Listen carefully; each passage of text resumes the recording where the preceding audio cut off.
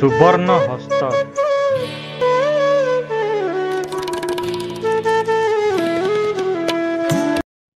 ବହୁଦିନ ତଳର କଥା। ପାଣ୍ଡୁବଂଶର ରାଜା ରାଜୁତି କରୁଥିଲେ। ସେ ଲୋକମାନଙ୍କୁ ନିଜର ପୁଅ ଝିଅ ପରି ପାଳୁଥିଲେ। କାହା ପ୍ରତି ଅନ୍ୟାୟ କରୁନଥିଲେ। ଲୋକେ ମହା ଆନନ୍ଦରେ ବାସ କରୁଥିଲେ। ଚୋରି ହିଂସା ଆଦିର ଭୟ ନଥିଲା। ଲୋକଙ୍କ ଭିତରେ ମିତ୍ରତା ରହିଥିଲା। କେହି କାହାର ଅନିଷ୍ଟ କରୁନଥିଲେ। ତାଙ୍କର ରାଜ୍ୟ ରାମରାଜ୍ୟ ସଦୃଶ ଥିଲା। ଯଦି କେବେ କେହି କଷ୍ଟରେ ରହୁଥିଲେ ତେବେ ଗୁପ୍ତଚରଙ୍କ ହାତରେ ରାଜାଙ୍କ ପାଖରେ ଖବର ପହଞ୍ଚୁଥିଲା। ରାଜା ନିଜେ ଯଥାସାଧ୍ୟ ତାଙ୍କର କଷ୍ଟ ଦୂର କରୁଥିଲେ। କେବଳ ଏତିକି ନୁହେଁ, ରାଜା ବହୁ ସମୟରେ ଛଦ୍ମବେଶ ଧାରଣ କରି ଲୋକମାନଙ୍କର ଭଲମନ୍ଦ ବୁଝୁଥିଲେ। ତେଣୁ ରାଜ୍ୟରେ ପ୍ରଜା ଭାରି ସୁଖରେ ବାସ କରୁଥିଲେ। ରାଜ୍ୟର କୌଣସି କଥା ରାଜାଙ୍କୁ ଅଛପା ନଥିଲା। ଦିନେ ରାତିରେ ରାଜା ବେଶ ବଦଳାଇ ନଗର ଭ୍ରମଣ କରୁଥିଲେ। ରାତି 10ଟା ସମୟ ହେବ। ଜଣେ ବ୍ରାହ୍ମଣ ଗଳି ମୁଣ୍ଡକୁ ଆସିଲା। ଯେତେବେଳେ ସେ ଗୋଟିଏ ଘର ସମ୍ମୁଖରେ ପହଞ୍ଚିଲେ, ଘର ଭିତରୁ କୌଣସି ସ୍ତ୍ରୀ ଲୋକ କାନ୍ଦିବା ଏବଂ ଜଣେ ପୁରୁଷ ଲୋକ ତାଙ୍କୁ ଆଶ୍ୱାସନା ଦେବାର ଶୁଭିଲା। ରାଜା ସେଇ ଘର ସାମ୍ନାରେ ଠିଆ ହୋଇ ସେମାନଙ୍କର କଥାବାର୍ତ୍ତା ଶୁଣିଲେ। ସେଇ ଘରେ ଗୋଟିଏ ବ୍ରାହ୍ମଣ ପରିବାର ବାସ କରୁଥିଲା। ତାଙ୍କର କୌଣସି ପୁଅ ଝିଅ ନଥିଲେ। ପରଦିନ ବ୍ରାହ୍ମଣ କୌଣସି କାରଣରୁ କାଶୀ ଯାଉଥିଲେ। ସେ ଯିବା ପରେ ଏକୁଟିଆ ରହି କାନ୍ଦିବାକୁ ପଡ଼ିବ, ଏହା ଭାବି ତାଙ୍କର ସ୍ତ୍ରୀ କାନ୍ଦୁଥିଲେ। ବ୍ରାହ୍ମଣ ଚାଲିଯିବା ପରେ ସ୍ତ୍ରୀ କେମିତି ରହିବ ବାହୁନି ହେଉଥିଲା। 6 ମାସ ପରେ ଅମାବାସ୍ୟା ଆସିବା ମାତ୍ରେ ମୁଁ ଫେରି ଆସିବି। 6 ମାସ ପାଇଁ ଆବଶ୍ୟକ ସାମଗ୍ରୀ ମୁଁ ରଖିଦେଇଛି। ତୁମେ ମନ ଦୁଃଖ କରିବ ନାହିଁ। କୌଣସି ଅସୁବିଧା ନାହିଁ। ଖାଇବା ପିଇବାର ସବୁ ବନ୍ଦୋବସ୍ତ କରିଦେଇଛି। 6ଟା ମାସ ଆଖିପିଛୁଳାକେ ବିତିଯିବ। ମୁଁ ଯେତେ ଶୀଘ୍ର ସମ୍ଭବ କାମ ସାରି ଫେରି ଆସିବି। ଏତିକି ଦିନ ଧୈର୍ଯ୍ୟ ରଖି ରହିବାକୁ ହେବ। ତୁମକୁ କୌଣସି ପ୍ରକାରେ କଷ୍ଟ ହେବ ନାହିଁ। ସ୍ୱାମୀ ଏସବୁ କଥା କହିଲେ। ମୁଁ ଭାବୁନାହିଁ ଯେ ଖାଇବା ପିଇବା ଜିନିଷ କମିଯିବ। ସ୍ତ୍ରୀ ଲୋକ ପୁଣି ଏକୁଟିଆ। 6 ମାସ ପର୍ଯ୍ୟନ୍ତ ଏକୁଟିଆ ଘର ଭିତରେ ରହିବା କେତେ କଷ୍ଟକର ହେବ। ସବୁବେଳେ ମନରେ ଭୟ ଲାଗି ରହିବ। କିଏ ଜାଣେ କେତେବେଳେ ଚୋର ଆସିଯିବ। ଅଜଣା ଆତଙ୍କରେ ଦିନ କଟିଯିବ।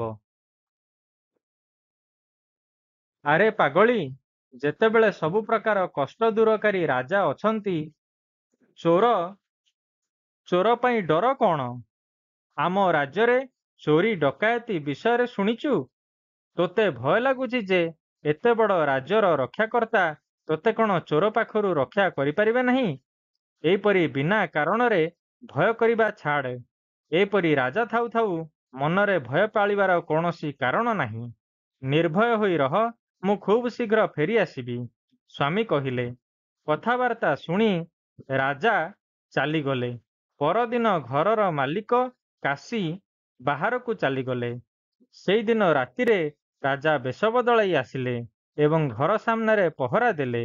ସେଇ ଦିନଠାରୁ ସେ ପ୍ରତିଦିନ ଆସି ବ୍ରାହ୍ମଣର ଘର ଆଗରେ ନିଜେ ପହରା ଦିଅନ୍ତି। କିଛି ଦିନ ବିତିଲା, ସପ୍ତାହ ବିତିଲା, 6 ମାସ ହୋଇଗଲା।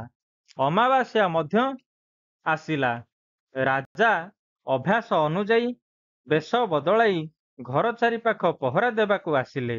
ସେଇ ଘର ସମ୍ମୁଖରେ ପହଞ୍ଚିଥିଲେ। ଘର ଭିତରରୁ କୌଣସି ପରପୁରୁଷର ସ୍ୱର ଶୁଭିଲା। ରାଜାଙ୍କ ସନ୍ଦେହ ହେଲା ଯେ ବୋଧହୁଏ ମାଲିକଙ୍କ ଅନୁପସ୍ଥିତିରେ ପରପୁରୁଷ ଘର ଭିତରେ ପ୍ରବେଶ କରିଛି। ରାଜା ଆଗପଛ ବିଚାର ନ କରି ସଙ୍ଗେ ସଙ୍ଗେ କବାଟ ଖଟ ଖଟ କଲେ। କିନ୍ତୁ ଯେତେବେଳେ କବାଟ ଫାଙ୍କରେ ଦେଖିଲେ, ସେ ଦେଖିଲେ ଯେ ଘରର ମାଲିକ କାଶୀରୁ ଫେରି ଆସିଛି। ସ୍ୱାମୀ ସ୍ତ୍ରୀ ଦୁହେଁ ବସି କଥାବାର୍ତ୍ତା ହେଉଛନ୍ତି। କୌଣସି ଅସୁବିଧା ନାହିଁ। ରାଜାଙ୍କ ମୁଣ୍ଡ ଘୂରାଇଲା। ତାଙ୍କର କବାଟ ଖଟଖଟ କରିବା ଠିକ୍ ମନେ ହେଲା ନାହିଁ। ବ୍ରାହ୍ମଣ ସନ୍ଦେହ କରିପାରେ ଯେ କାଶୀ ଯାଇଥିବା ସମୟରେ ଆଉ କେହି ଆସି କବାଟ ଖଟଖଟ କରୁଥିବ। ବ୍ରାହ୍ମଣ ସ୍ତ୍ରୀକୁ ଭୁଲ ବୁଝିପାରେ, ସ୍ତ୍ରୀକୁ ଭତ୍ସନା କରିପାରେ। ଏହିପରି ଚିନ୍ତା କରି ରାଜା ଗୋଟିଏ ଯୋଜନା କଲେ।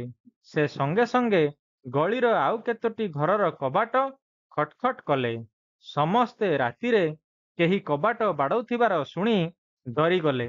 ସେମାନେ ବାହାରକୁ ବାହାରିବା ପୂର୍ବରୁ ରାଜା ସେଠାରୁ ଅଦୃଶ୍ୟ ହୋଇଗଲେ।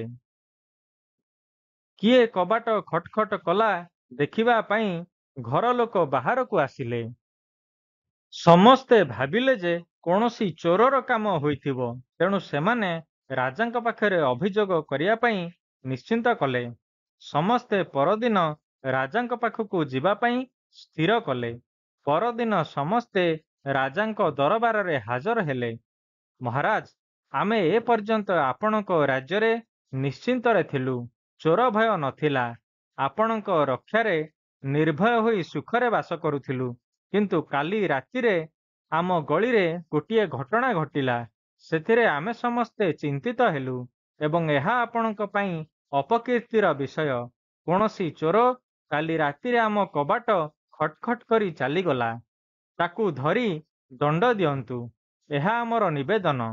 ଆପଣଙ୍କ ରାଜ୍ୟରେ ଏପରି ଦୁଃସାହସ କରିଥିବା ବ୍ୟକ୍ତିକୁ ଉଚିତ ଦଣ୍ଡ ଦେଇ ଆମକୁ ଚିନ୍ତାମୁକ୍ତ କରନ୍ତୁ। ଆମର ଆଶା ଆପଣ ଆମ ସହିତ ନିଶ୍ଚିନ୍ତ ନ୍ୟାୟ କରିବେ। ତୁରନ୍ତ ରାଜା ପ୍ରଧାନମନ୍ତ୍ରୀଙ୍କ ଆଡ଼କୁ ମୁହଁ ବୁଲାଇ ଚାହିଁଲେ ଏବଂ ପଚାରିଲେ, ମହାମନ୍ତ୍ରୀ, ଏହି ଅପରାଧ ପାଇଁ ଦଣ୍ଡ କ'ଣ?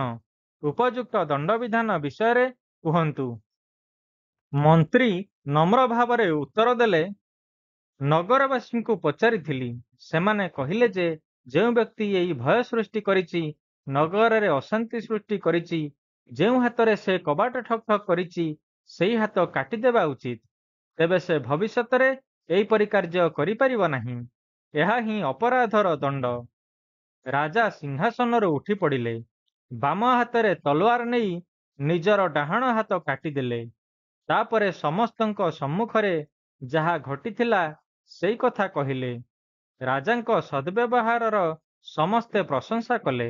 ତାପରେ ସମସ୍ତେ ମିଶି ସୁନାର ହାତ ତିଆରି କରି ରାଜାଙ୍କ ବାହୁରେ ଲଗାଇଦେଲେ। ତାପରେ ସମସ୍ତେ ଯାଇ ସୁନ୍ଦରେଶ୍ୱର ମନ୍ଦିରରେ ପୂଜା ଅର୍ଚ୍ଚନା କଲେ ଓ ରାଜାଙ୍କର ହାତ କଅଁଳି ଉଠିଲା। ସେଇ ସୁନ୍ଦର ସୁନାର ହାତ କାରଣରୁ ସେହି ରାଜା ସୁବର୍ଣ୍ଣ ହସ୍ତ ପାଣ୍ଡ୍ୟ ରାଜା ନାମରେ ପ୍ରସିଦ୍ଧ ହେଲେ।